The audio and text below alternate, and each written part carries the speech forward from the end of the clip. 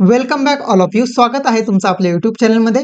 आपण MST CET साठी chemical kinetics हा टॉपिक चालू केलेला आहे आणि या टॉपिकचा थर्ड पार्ट आज आपण कव्हर करणार आहोत. आजच्या लेक्चरमध्ये इंटिग्रेटेड रेट लॉ म्हणजे काय, integrated rate law for first order, zero order आणि सुडो फर्स्ट ऑर्डर, त्याच्याबरोबर कोलिजन थेरी आणि इफेक्ट ऑफ कॅटलिस्ट एवढे पॉईंट आपण या लेक्चरमध्ये कव्हर करणार आहोत. ओके, चला तर मग सुरू करूया. इंटिग्रेटेड रेट लॉ म्हणजे काय? ओके, डेफिनेशन काय सांगते बघा. The equation which is obtained by integrating, आपण मॅथ्स मध्ये डेफिनेट इंटिग्रेशन, इंडेफिनेट इंटिग्रेशन शिकतो, त्याचे फॉर्म्युले इंटिग्रेशन करून जे मिळतं त्याला म्हणायचं असतं इंटिग्रेटेड रेट लॉ. कोणाचं इंटिग्रेशन करायचं, कोणावरती इंटिग्रेटेड फॉर्म्युला वापरायचा, तर डिफरन्शियल रेट लॉ वरती. आतापर्यंत जो आपण शिकलो तो कोणता होता, डिफरन्शियल रेट लॉ. याचं जेव्हा इंटिग्रेशन करून आपल्याला जे मिळतं त्याला आपण काय म्हणतो, इंटिग्रेटेड रेट लॉ म्हणतो. काय म्हणतो, इंटिग्रेटेड रेट लॉ. ओके, आता integrated rate law for first order, first ऑर्डरचे आपण फॉर्म्युले शिकणार आहोत. बोर्डाला तुम्ही पाठ केलेच असतील, त्याची फक्त एक शॉर्ट मध्ये रिव्हिजन घेऊया. ठीक आहे, बघा काय म्हणतो. आता समजा एखादी रिॲक्शन आपण कन्सिडर केली ज्याच्यामध्ये ए हा रिॲक्टंट आहे आणि त्याचं कन्व्हर्जन प्रोडक्ट मध्ये होतंय. ओके, याचं सुरुवातीला concentration t is equal to 0, concentration मांडलं आपण A0. काय मांडलं, A0. आणि time t is equal to t ला कोणतंही टाइम टी असेल त्यावेळी याचं कॉन्सन्ट्रेशन मांडलं 80. काय मांडलं, 80. ओके, हे कळणं खूप महत्वाचं असतं. A0 काय, 80 काय. म्हणजे समजा जर मी सांगितलं किंवा क्वेश्चन मध्ये म्हणलं असेल सुरुवातीला 100 होतं किंवा 100% होतं, काहीतरी दिलं असेल प्रमाण, आणि 20% रिॲक्शन झाली, 20% रिॲक्शन झाली, याचा अर्थ सुरुवातीचं इनिशियल कॉन्सन्ट्रेशन आहे 100, परंतु 20% संपलं, मग शिल्लक किती राहिलं, 80%. ओके, हे कळणं खूप महत्वाचं आहे. एवढं जर कळलं तुम्हाला, म्हणजे थोडक्यात फॉर्म्युल्यामध्ये दिलेल्या टर्मिनॉलॉजी लक्षात आल्या तर तुम्हाला याच्यावरती क्वेश्चन सॉल्व्ह करायला काही अडचण येत नाही. ओके, फक्त माहित असावं. जर आपण time t is equal to t मानलं तर टाइम टी ला एचं कॉन्सन्ट्रेशन किती अवेलेबल आहे, किती शिल्लक आहे, त्याला आपण म्हणतो कॉन्सन्ट्रेशन ऍट टाइम टी. आणि सुरुवातीच्या ह्याला काय म्हणतो, A0 म्हणजे काय, टाइम 0 ला असलेलं कॉन्सन्ट्रेशन म्हणजेच इनिशियल कॉन्सन्ट्रेशन. ओके, बघा फॉर्म्युला काय सांगतोय. ओके, फर्स्ट ऑर्डरचे सगळे फॉर्म्युले दिलेले आहेत. एवढे फॉर्म्युले म्हणजे हा पहिला फॉर्म्युला, पहिला, दुसरा, तिसरा, चौथा आणि पाचवा. ओके, हे 5 फॉर्म्युले तुम्ही पाठच करून ठेवा. ओके, तुम्ही म्हणाल सर याचं डेरिव्हेशन, हे फॉर्म्युले कसे आले. फॉर्म्युले कसे आले, डेरिव्हेशन हे बोर्डसाठी उपयोगाचं असते, सीईटी साठी तेवढा त्याचा रोल नसतो. आपण फॉर्म्युले पाठ करून ठेवायचे, याच्यावरती क्वेश्चन आले की सॉल्व्ह करायचे. कसे सॉल्व्ह करायचे याच्या नंतरच्या लेक्चरमध्ये आपण ते कव्हर करूया, PYQ मध्ये आपण घेणार आहोतच. ओके, तर पहिला फॉर्म्युला काय आहे बघा. के म्हणजे काय, rate constant of first order.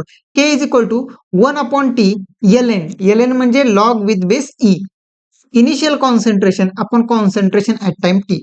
तर A0 म्हणजे काय असतं, 80 म्हणजे काय असतं आता सांगितलं. जर तुम्हाला लक्षात येत नसेल तर तेवढाच पार्ट तुम्ही रिपीट बघू शकता. A0 म्हणजे इनिशियल कॉन्सन्ट्रेशन, 80 म्हणजे concentration of A present at time T, म्हणजे आता किती शिल्लक राहिले ते असतं कॉन्सन्ट्रेशन, किती संपले ते नसतं. ओके, आता आपण एलएनचं कन्व्हर्जन जर लॉग मध्ये केलं तर आपल्याला या नंबरची ऍडजस्टमेंट करायला लागते. कोणता, 2.303. ओके, तुम्ही बोर्डाला पाठ केलाच असेल फॉर्म्युला.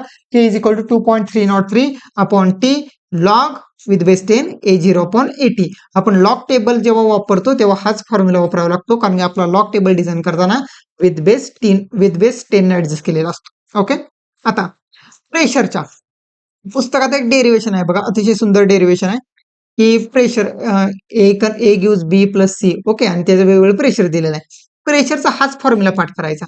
सीईटीला कोणताही क्वेश्चन येऊ दे, कसाही क्वेश्चन येऊ दे, जर त्याच्यामध्ये प्रेशर म्हणलं असेल लगेच कळलं पाहिजे ती रिॲक्शन फर्स्ट ऑर्डरची आहे आणि त्याच्यामध्ये हा फॉर्म्युला आपल्याला वापरायचा आहे. ओके, प्रेशरचा क्वेश्चन आले की हा फॉर्म्युला वापरायचा, डोळे झाकून पाठच करून ठेवायचा. K is equal to 2.303 upon t p i upon 2PI minus p. I म्हणजे इनिशियल प्रेशर. ओके, जर तुम्हाला माहित नसेल तर टर्मिनॉलॉजी माहित पाहिजे, म्हणजे फॉर्म्युल्यामध्ये कशाचा अर्थ काय आहे हे माहित पाहिजे. इनिशियल प्रेशर आणि पी म्हणजे काय, total pressure at time T. Total pressure at time T. Total pressure at time T. Okay, आता अजून एक फॉर्म्युला आहे बघा चौथा, AT upon A0 is equal to E raise to minus KT, किंवा याला आपण असं लिहू शकतो AT is equal to E0 into E raise to minus KT. ह्याच्यावरूनच कॉन्सन्ट्रेशन ऑफ प्रोडक्ट कमी होत असतंय हे आपण प्रूव्ह करू शकतो हा ग्राफ काढून. ठीक आहे, आता जाऊ दे ग्राफिकल क्वेश्चन आपण क्वेश्चन मध्ये तो पॉईंट कव्हर करणार आहे. आणि हाफ लाईफचा हा एक इम्पॉर्टंट फॉर्म्युला आहे बघा, याच्यावर एक क्वेश्चन तुम्हाला बघायला मिळणार सीईटी मध्ये. Okay, half life of first order is equal to काय असतंय 0.793 0.693 अपॉन के. आता इथं के हाफ म्हणायची काही गरज नाही, के फक्त लिहायचं. ओके, के म्हणजे काय फर्स्ट ऑर्डरचा रेट कॉन्स्टंट. एवढे 5 फॉर्म्युले तुमचे पाठ पाहिजेत. तुम्ही कोणताही फर्स्ट ऑर्डरचा क्वेश्चन सॉल्व्ह करू शकता, सीईटीला येणारा, फक्त सीईटीला किंवा बोर्डाला येणारा. ओके, बोर्डाची एक्झाम झालेली आहे तुमची, पण सीईटी साठी आपण एवढे 5 फॉर्म्युले फर्स्ट ऑर्डरचे तुम्ही पाठच करून ठेवायचे. आणि A0 म्हणजे काय, AT म्हणजे काय क्लिअर पाहिजे, तरच तुम्ही त्या फॉर्म्युले पाठ केलेल्याचा उपयोग होऊ शकतो. ओके, आता बघा या हाफ लाईफच्या फॉर्म्युल्यामध्ये आपण हा जर फॉर्म्युला बघितला हाफ लाईफचा, तर याच्यामध्ये कुठे कॉन्सन्ट्रेशनचा फॉर्म्युला आहे का, किंवा कॉन्सन्ट्रेशन टर्म आहे का नाही. म्हणजे तुम्ही किती पण कॉन्सन्ट्रेशन घ्या, हाफ लाईफ कशा इंडिपेंडेंट आहे. होय बघ, तू जर 100 घेतलं, 100चं 50 व्हायला जर 10 मिनिट लागत असतील, तर 50चं 25 व्हायला 10च मिनिट लागणार. म्हणजे काय, हाफ लाईफ जी आहे, हाफ लाईफ म्हणजे काय माहिती आहे ना, आठवतंय ना. हा, कॉन्सन्ट्रेशन निम्म व्हायला जो वेळ लागतो त्याला म्हणायचं असतं हाफ लाईफ. त्याला काय म्हणायचं असतं, हाफ लाईफ. आणि फर्स्ट ऑर्डरच्या हाफ लाईफचा सगळ्यात महत्वाचा गुणधर्म काय, तुम्ही 1 लाख घ्या, 1 लाखचं 50,000 व्हायला, 10 कोटी घ्या, 10 कोटीचं 5 कोटी व्हायला, किंवा 10 मोलिक्यूल घ्या फक्त 10चे 5 व्हायला, टाइम सेमच लागतो. म्हणजे हाफ लाईफ ही कॉन्सन्ट्रेशनवर डिपेंड नसते, तुम्ही किती पण कॉन्सन्ट्रेशन घ्या, हाफ लाईफ सेमच. ओके, फर्स्ट ऑर्डर सगळ्यात महत्वाचा गुणधर्म. ठीक आहे, मग इथं स्टेटमेंट पण लिहिले बघा, half life of first order reaction is independent of initial concentration. Statement पाठ करून ठेवा, डायरेक्ट परीक्षेला तुम्हाला बघायला मिळू शकतं. ओके, आता पुस्तकामध्ये 2 एक्झाम्पल दिलेत, पुस्तकात जी एक्झाम्पल दिली ती पाठच करून ठेवायची. 2च दिलेत, twice S two gives twice S two plus O2, आणि रेट काय आहे, रेट लॉ काय आहे, तर rate is equal to K into concentration of H2O2 ची पॉवर 1 नाही लिहित आपण. सेम त्याचं अजून एक्झाम्पल त्याच्या टाईपचं पाठीमागच्या लेक्चरला आपण थोडं सांगितलं होतं. Twice NO5 gives 4NO2 plus O2. First order आहे, फर्स्ट ऑर्डर आहे म्हणजे पॉवर किती असणार, 1. ओके, एवढे 2 फॉर्म्युले तुम्ही पाठ करून ठेवायचे. आता अजून एक क्वेश्चन विचारला जातो, तो म्हणजे unit of rate constant of first order reaction. आता हे मी जरा थोडंसं डिराईव्ह करून देतो तुम्हाला, तुम्हाला येत असणारच, पाठ असेलच कदाचित. हे बघा, केचा फॉर्म्युला काय आहे, 2.303 upon t log of A0 upon 80. A0 upon 80. तुम्ही म्हणला हा फॉर्म्युला कुठं आहे, आता शिकलो फॉर्म्युला, पाठ करून ठेवायचा. ठीक आहे, हा. आता याच्यामध्ये बघा, युनिट ऑफ के लिहितोय, काय लिहितोय, युनिट ऑफ के. तर त्यावेळेला इकडे पण सगळे युनिट लिहिले पाहिजेत. काय होणार बघा, 2.303 हा नंबर आहे, त्याला काय युनिट नसतो. 1 अपॉन टाइम्स युनिट काय, second. Okay, log.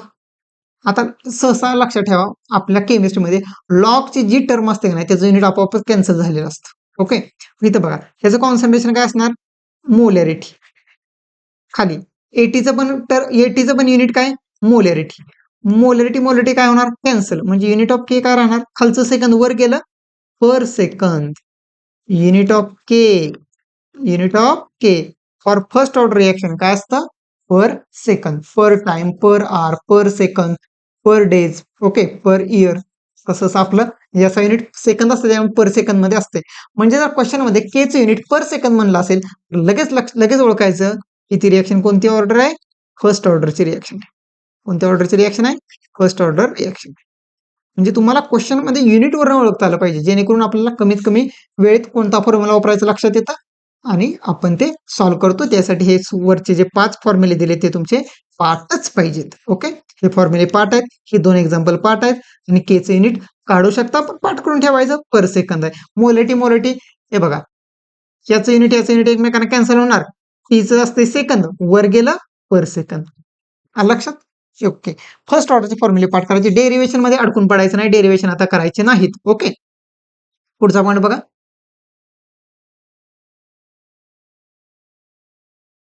Integrated rate law for zero order reaction. आता हे बघा झिरो ऑर्डर थोडस मी इथे एक्सप्लेन करतो तुम्हाला. समजा एखादी रिॲक्शन आहे ए गिव्स प्रोडक्ट आणि ही रिॲक्शन झिरो ऑर्डरची. झिरो ऑर्डर म्हणजे काय रे, रेट इज इक्वल टू बरोबर के इंटू ए ची पॉवर किती आली पाहिजे, झिरो. पॉवर म्हणजेच ऑर्डर बरोबर, ए ची पॉवर झिरो. आता मला सांग एखाद्या पदाचा घातांक जेव्हा शून्य असतो म्हणजे इंडेक्स किंवा पॉवर झिरो असते तेव्हा त्याची व्हॅल्यू किती असते, 1. मग आपल्याला काय मिळणार सांगा, rate is equal to K into 1. अरे के इंटू 1 म्हणजेच काय, के. अरे रेट काय झाला, कॉन्स्टंट. अच्छा अच्छा अच्छा, रेट काय असतो, कॉन्स्टंट. म्हणजे झिरो ऑर्डरचा रिॲक्शनचा रेट, झिरो ऑर्डरच्या रिॲक्शनचा रेट कसा असतो, कॉन्स्टंट असतो. कसा असतो, कॉन्स्टंट. आणि कॉन्स्टंट असल्यामुळं तर आपण असं पण म्हणतो रेट कॉन्सन्ट्रेशनवर डिपेंडच नाही. रेट कसा आहे, कॉन्स्टंट आहे. ज्या रिॲक्शनचा रेट कॉन्स्टंट असतो त्याला झिरो ऑर्डर रिॲक्शन म्हणतो.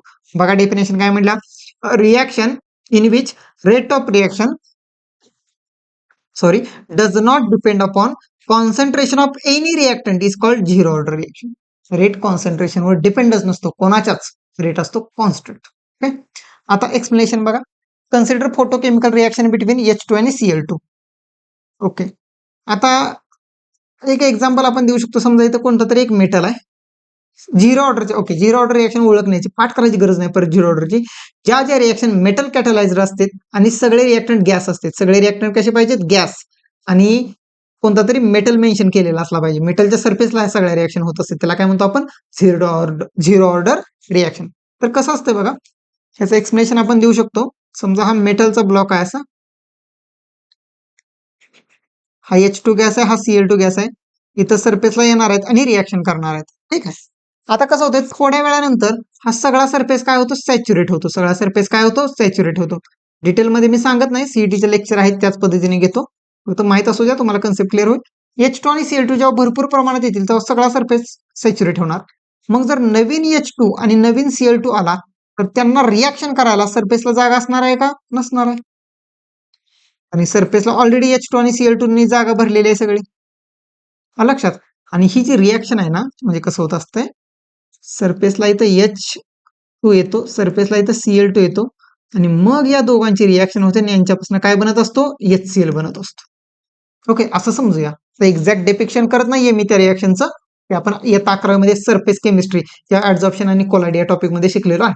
Okay, diffusion, adsorption, formation of intermediate, formation of product, desorption, ते आता इथं मी कव्हर करत नाही. फक्त माहित असू दे सरफेसला रिॲक्शन होणार आहे. सरफेस पूर्णपणे मेटलचा सॅच्युरेट झाला. सॅच्युरेट होणं म्हणजे जागा भरणं. जेव्हा पूर्णपणे ही जागा भरेल तेव्हा नवीन H2Cl2 येणार, पण त्यांना रिॲक्शन करायला चान्स असणार आहे का, नसणार आहे. मग तू किती पण H2Cl2 घे, किती पण घे, त्यांची रिॲक्शनच होत नाही. का होत नाही, सरफेस सॅच्युरेट झालेला आहे.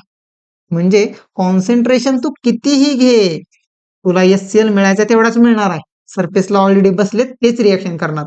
म्हणून झिरो ऑर्डरच्या सगळ्या रिॲक्शन मध्ये ॲरोवर असतो मेटलिस्ट, ॲरोवर असतो मेटल. मेटल म्हणजे काय, कोणताही मेटल, प्लॅटिनम, पॅलेडियम, निकेल, कोबाल्ट, कोणताही मेटल देतात. आणि जे रिॲक्टंट असते ते काय असते, गॅस असते. काय असते, गॅस. ते ऍब्झॉर्ब करतात सरफेसला आणि मग रिॲक्शन होत असते. पण एकदा सरफेसला सगळे ऍब्झॉर्ब झाले की सरफेस अवेलेबल नसतो, त्यामुळे जे सरफेसला आहेत त्यांचीच फक्त रिॲक्शन होते, नवीनची काही रिॲक्शन होत नाही. तुम्ही कॉन्सन्ट्रेशन कितीही घ्या, ऑलरेडी HCl जेवढा तयार होणार आहे तेवढाच तयार होणार. लक्षात. ओके, जरा मी जास्त एक्सप्लेन करतो, इथं गरज नाही तेवढी, पण फक्त माहित असावं. ठीक आहे. आता फॉर्म्युले, झिरो ऑर्डरसाठी फक्त 2च फॉर्म्युले पाठ करायचे. क्वेश्चन आला तर या 2च फॉर्म्युल्यावर येणार, नाहीतरी येणारच नाही. ओके, येणार या 2 फॉर्म्युला कुठला तरी येणार. ऑफकोर्स झिरो ऑर्डर एखादा क्वेश्चन तरी येणारच. K is equal to A0 minus AT upon T. आणि हाफ लाईफचा फॉर्म्युला काय, A0 अपॉन 2K. के म्हणजे काय, rate constant of zero order. इथं झिरो ऑर्डरचा रेट कॉन्स्टंट, कारण झिरो ऑर्डरचा फॉर्म्युला झिरो ऑर्डरचा रेट कॉन्स्टंट. फर्स्ट ऑर्डरचा फॉर्म्युला मागे शिकलो, फर्स्ट ऑर्डरचा रेट कॉन्स्टंट. त्याचं युनिट होतं पर सेकंद, आता याचं युनिट वेगळं असतं. ओके, A0 म्हणजे काय, आता सांगितलं A0 म्हणजे इनिशियल कॉन्सन्ट्रेशन, AT म्हणजे कॉन्सन्ट्रेशन ऍट टाइम टी. एचं कॉन्सन्ट्रेशन टाइम टी ला किती प्रेझेंट आहे त्याला म्हणतो AT. ओके, आणि A0 म्हणजे इनिशियल कॉन्सन्ट्रेशन अपॉन 2K. ठीक आहे. आता या फॉर्म्युलाकडे जर बघितलं तर असं तुमच्या लक्षात येईल की हाफ लाईफ आणि कॉन्सन्ट्रेशनचं रिलेशन कसं आहे रे, डायरेक्टली प्रोपोर्शनल. समोरासमोर आलं की डायरेक्टली प्रोपोर्शनल म्हणायचं असते त्याला. ओके, म्हणजे काय, जर 100 घेतला आणि 100चं जर 50 व्हायला 10 मिनिट लागत असतील, किती मिनिट लागत असेल 10, तर 50चं 25 व्हायला म्हणजे त्याचं निम्म व्हायला किती मिनिट लागणार? 5च मिनिट लागणार. अरे हे तर फर्स्ट ऑर्डरचा एक्झॅक्ट उलट आहे की. हो उलटच आहे, फॉर्म्युला बघा की. हा फॉर्म्युला बघितलं की लक्षात येतंय. मगाच्या फॉर्म्युलामध्ये काय होतं सांगा फर्स्ट ऑर्डरच्या? फर्स्ट ऑर्डरचा फॉर्म्युला काय होता? 0.693 पॉन के. त्याच्यामध्ये कॉन्सन्ट्रेशन होतं का? नव्हतं. फॉर्म्युलामध्ये कॉन्सन्ट्रेशनच नाही. पण इथं झिरो ऑर्डरच्या फॉर्म्युलामध्ये कॉन्सन्ट्रेशन आहे. त्यामुळे इथं 100चं 50 व्हायला जर 10 मिनिट लागत असतील, तर 50चं 25 व्हायला देखील किती मिनिट लागणार? 10च मिनिट लागणार. ही प्रॉपर्टी असते फर्स्ट ऑर्डर रिॲक्शनची आणि ही प्रॉपर्टी असते झिरो ऑर्डर रिॲक्शनची. कशी येते प्रॉपर्टी? फॉर्म्युलावरून शिकलो आपण. आलं लक्षात? ठीक आहे. एखादा पॉईंट कळत नसेल तेवढाच पार्ट रिपीट करून तुम्ही बघू शकताय. मी डबल एक्सप्लेन करण्याची गरज नाही. आता युनिट ऑफ रेट कॉन्स्टंट. आता ह्याचं युनिट काढूया. पहिल्याचं काय ना सांग? मोलॅरिटी मायनस मोलॅरिटी अपॉन काय? सेकंद. तर समोर लक्ष दे. मोलॅरिटी मायनस मोलॅरिटी झिरो नाही होणार. ओके झिरो तसं होत नसतं. 5 किलो वजा 3 किलो उत्तर काय येतं? 2 किलो. ओके म्हणजे मोलॅरिटीच राहणार पण काय राहणार? सेकंद. पण मी युनिट काय लिहू शकतो सांगा? Molarity per second. ह्याला अजून जर व्यवस्थित लिहायचं म्हणलं तर कसं लिहू शकतो सांगा आपण? मोलॅरिटीचं ऍक्च्युअल फॉर्म्युला काय? मोल पर डीएम क्यूब किंवा मोल per litre, mole per DM cube per second. हे असतं unit of K. Unit of K for कसली reaction? Zero order reaction. Shortcut वापरला मी झोर, ZOR. ओके. हे जे रेट कॉन्स्टंटचे युनिट आहेत ना तुम्ही जरा पाठ करून ठेवा. म्हणजे समजून घेऊन पाठ करा. कसं आलं तुम्हाला कळलं असेल. मोलॅरिटी मायनस मोलॅरिटी शून्य नाही होत. इथं युनिट घेतोय आपण. म्हणजे इथं समजा 5 मोलार असेल आणि वजा 3 मोलार असेल तर उत्तर काय येणार? 2 मोलार येणार. 2 शून्य नसते, 2 मोलार येतं. ठीक आहे, हे लॉजिक आहे. तुम्हाला माहितच असेल बेसिक मॅथ्स आहे. 5 किलो वजा 3 किलो 2 किलो. ओके. युनिटची वजाबाकी होत नसते. युनिटची जेव्हा वजाबाकी होते तेव्हा युनिटच राहत असतं. ओके. एक्झाम्पल्स. मगाशी एक उदाहरण दिलं तर बघा. झिरो ऑर्डरचं रिॲक्शनचं एक्झाम्पल कसं ओळखायचं? आता सगळ्यांना येत असणार. बरोबर. कसं ओळखायचं सांगा? रिॲक्टंट कसा पाहिजे? गॅस. आणि ॲरोवर काय पाहिजे? मेटल. आता इथं वर म्हणले प्लॅटिनम मेटल. कुठला मेटल पाहिजे? प्लॅटिनम. खाली डिकम्पोजिशन ऑफ नायट्रस ऑक्साईड. हे काय आहे? गॅस. ॲरोवर काय आहे? मेटल. आलं लक्षात? खाली फॉस्फाईन काय आहे? गॅस. डब्ल्यू म्हणजे काय? डब्ल्यू म्हणजे टंगस्टन. टंगस्टन काय आहे? मेटल. म्हणजे काय? इथं हे नको बसायला. हा. रिॲक्टंट जर गॅस असेल आणि मेटल असेल तर झिरो ऑर्डर.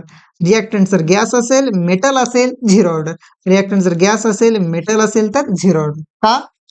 आत्ताच एक्सप्लेन केलं तर तुम्ही ते बघू शकता. हे सरफेस सॅच्युरेट झाल्यामुळं कॉन्सन्ट्रेशन किती पण घ्या HCl मिळायचा तेवढाच मिळणार. HCl म्हणजे प्रोडक्ट जेवढा मिळायचा तेवढाच मिळणार. लक्षात? त्याच्यामुळं सरफेस सॅच्युरेट झाला की कॉन्सन्ट्रेशन इंडिपेंडेंट होतं. तुम्ही किती पण कॉन्सन्ट्रेशन घ्या प्रोडक्ट फिक्स. म्हणून ज्या रिॲक्शन गॅसियस असते आणि मेटल कॅटलाइज्ड असते, मेटलच्या सरफेसला रिॲक्शन होते म्हणजेच मेटल कॅटलाइज्ड ज्याला आपण म्हणतो शिकलेलं आहे. अशा सगळ्या रिॲक्शन कोणत्या ऑर्डरचे एक्झाम्पल असतात? झिरो ऑर्डरचे एक्झाम्पल असते. Zero order reaction. ओके. इथं हा पॉईंट क्लिअर झाला असेल. नेक्स्ट पॉईंट बघा. Pseudo first order. आता नाही तुम्हाला सुडो या शब्दाचा अर्थ माहित पाहिजे. सुडो म्हणजे आभासी, खोटा. आभासी, खोटा. खोटा घेऊया. खोटाच लगेच लक्षात येईल आभासी म्हणण्यापेक्षा. खोटी फर्स्ट ऑर्डर रिॲक्शन. कशी? खोटी. अरे खोटी म्हणजे काय? रिॲक्शन कडे बघितल्या वाटतं ह्याची ऑर्डर काहीतरी जास्त असेल, 1 पेक्षा जास्त असेल, 2 असेल, 3 असेल. 3 पेक्षा जास्त नसते बरं का. 1, 2 असेल, 3 असेल. पण ऍक्च्युली जेव्हा एक्सपेरिमेंट आपण परफॉर्म केले, कारण ऑर्डर आपण एक्सपेरिमेंट करून काढतो, तेव्हा असं आढळतं की ह्या रिॲक्शनचं मेकॅनिझम फर्स्ट ऑर्डर आहे. म्हणजे ज्या रिॲक्शन बघितल्या वाटतं की हायर ऑर्डर असतील, 1 पेक्षा जास्त ऑर्डर असेल, परंतु ऍक्च्युअल फर्स्ट ऑर्डर फॉलो करत असते. फर्स्ट ऑर्डरचे फॉर्म्युले इथं वापरू शकतो आपण. अशा रिॲक्शनला काय म्हणायचं असते? Pseudo first order reaction. Definition बघा काय म्हटलं लेखकांनी. A reaction which has higher order true rate law. म्हणजे ट्रू रेट लॉ जर चेक करायचं झालं तर हायर ऑर्डर वाटतो. But follow first order kinetics are called pseudo first order reaction. म्हणजे पाहिजे रेट लॉ जास्त, ऑर्डर जास्त, पण फॉलो कुठला करतात? First order. त्याला काय म्हणायचं असतंय? First order, sorry pseudo first order. Okay. तर तुम्ही म्हणाल हे कसं असतं सुडो फर्स्ट ऑर्डर? तर हे बघा, समजा ए नावाचा एक पदार्थ आहे, तो या बी पदार्थाबरोबर A substance react with B substance, तर दोन रिॲक्टंट आहेत आणि आपल्याला प्रोडक्ट मिळते. काय मिळते? प्रोडक्ट. तर कसं असतंय, आपण जेव्हा बीचं प्रमाण खूप जास्त घेतो, काय घेतो? खूप जास्त घेतो, तेव्हा रिॲक्शनचा रेट ए वर डिपेंड असतो. कोणावर डिपेंड असतो? ए वर. आणि जेव्हा एचं प्रमाण खूप जास्त घेतो आणि बीचं प्रमाण कमी घेतो, तेव्हा रेट कोणावर डिपेंड असतो? बी वर. असं कसं? आता तसंच. ओके. सीईटी साठी तसंच. म्हणजे तुम्ही फक्त लक्षात ठेवा, जो पदार्थ एक्सेस मध्ये असतो, जो पदार्थ कसा असतो? एक्सेस मध्ये. आता याच्या डिटेलमध्ये नाही जात, तसंच म्हणणं चुकीचं आहे, तुम्हाला सांगितलं पाहिजे, पण आता त्याची गरज नाही. हे फक्त लक्षात ठेवा. पुस्तकात पण जास्त एक्सप्लेनेशन नाही दिलं. जो पदार्थ एक्सेस मध्ये असतो, त्याचं कॉन्सन्ट्रेशन मध्ये काहीच फरक पडत नाही. ओके. आणि त्याच्यामुळं रेट त्याच्यावर इंडिपेंडेंट असतो. साध्या भाषेत जो पदार्थ जास्त आहे त्याचा विचार करायचा नाही, जो पदार्थ जास्त आहे त्याचा विचार करायचा नाही. मग कोणाचा विचार करायचा? जो पदार्थ लिमिटेड अमाऊंट मध्ये. लिमिटिंग रिएजंट, इयत्ता 11वीतल्या दुसऱ्या धड्यातली कन्सेप्ट आठवत असेल तुम्हाला. आठवत असेल तर लय लोड घेऊ नका, आता समजून घ्या. ज्या पदार्थाचं प्रमाण कमी असतं, रेट त्याच्यावर डिपेंड असतो. रेट त्याच्यावर डिपेंड असतो. आलं लक्षात? म्हणजे दोन पदार्थ आहेत, एकाचं प्रमाण खूप जास्त आहे तर रेट त्याच्यावर डिपेंड नाही, ज्याचं प्रमाण कमी आहे रेट त्याच्यावर डिपेंड आहे. ओके. आता याचं बेस्ट उदाहरण द्यायचं झालं तर all hydrolysis reaction are pseudo first order reaction. आता हायड्रोलायसिस रिएक्शन म्हणजे काय? हायड्रोलायसिस रिएक्शन म्हणजे वॉटर बरोबर रिएक्शन. समजा एक पदार्थ आहे, तो वॉटर बरोबर रिएक्शन करतोय. कशा बरोबर? वॉटर बरोबर. आणि काहीतरी आपल्याला प्रोडक्ट मिळते. ओके. अशा रिएक्शन साठी कसं असतं बघा, आपण वॉटर बरोबर रिएक्शन करताना पाणी भरपूर प्रमाणात घेतो, म्हणजे मोठं भांड आहे असं, आणि ह्याच्यामध्ये जेल घेतले, आपण लिक्विड घेतले, पाणी घेतले, आणि ए टाकताना ना ए थोडासाच टाकतो. एचं प्रमाण कसं टाकतो? थोडंसंच टाकतो.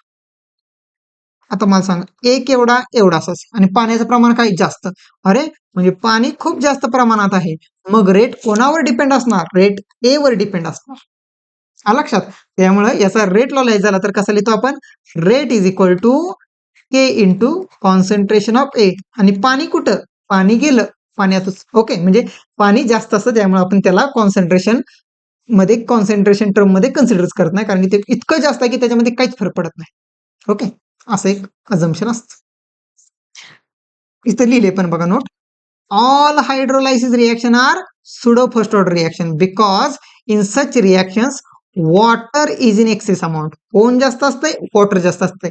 हायड्रोलायसिस रिएक्शन मध्ये वॉटरचं प्रमाण खूप जास्त असतंय, त्यामुळे अशा रिएक्शन वॉटरच्या कॉन्सन्ट्रेशनवर इंडिपेंडेंट असतात. वॉटर जास्त त्याचा विषय क्लोज, जो जास्त त्याचा विचार करायचा नाही, जे कमी आहे त्याचा विचार करायचा.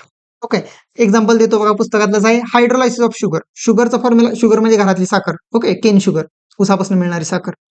C12H22O11 ह्याची रिएक्शन आपण पाण्याबरोबर करतो. इयत्ता 8वी पासून ही रिएक्शन शिकत आलेलो आहे. घरातली साखर पाण्यात टाकतो आणि थोडंसं ऍसिड वगैरे टाकतो, तेव्हा आपल्याला काय मिळतं? Glucose plus fructose C6H12O6 plus C6H12O6. हा आहे ग्लुकोज आणि हा आहे फ्रुक्टोज. आता सांगितलं, पाणी असतं लिक्विड स्टेट मध्ये, पाण्याचं प्रमाण खूप जास्त घेतो, मग रेट कोणावर डिपेंड आहे? याच्यावर. त्यामुळे याचा रेट लॉ कसा लिहिणार सांगा? जर क्वेश्चन येण्याची शक्यता खूप कमी आहे, पण आलाच तर न्यूमरिकल याच्यावर.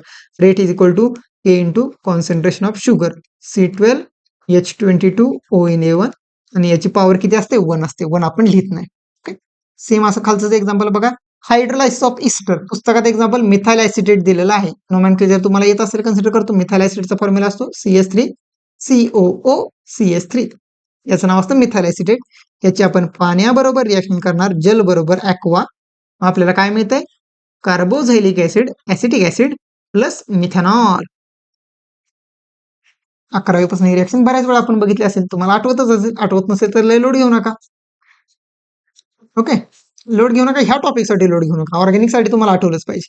पाण्याचं, आता हायड्रोलायसिस रिएक्शन करतोय म्हणजे पाण्याचं प्रमाण काय आहे? खूप जास्त आहे. खूप जास्त आहे तर त्याचा विचार करायचा का नाही? जे जास्त आहे त्याचा विचार करायचाच नाही. कोणाचा विचार करायचा जे कमी प्रमाणात आहे रेट त्याच्यावर डिपेंड असतो. मग रेट लॉ काय होणार सांगा, rate is equal to K into concentration of CH3COO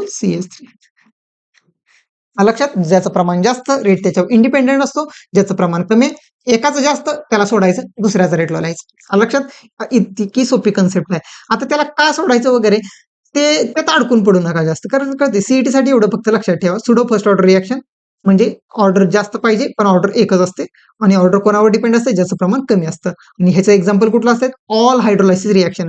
कारण की हायड्रोलायसिस रिएक्शन मध्ये पाण्याचं प्रमाण असतं जास्त, आणि जास्त प्रमाण असल्यामुळे त्याचा आपण विशेष घेत नाही. रेट लॉ फक्त या दुसऱ्या पदार्थावर डिपेंड असतो, आणि हे फॉर्म्युले तयार होते. लक्षात, ठीक आहे. आय होप हा पॉईंट तुम्हाला क्लिअर झाला असेल. पुढचा पॉईंट चालू करूया आपण.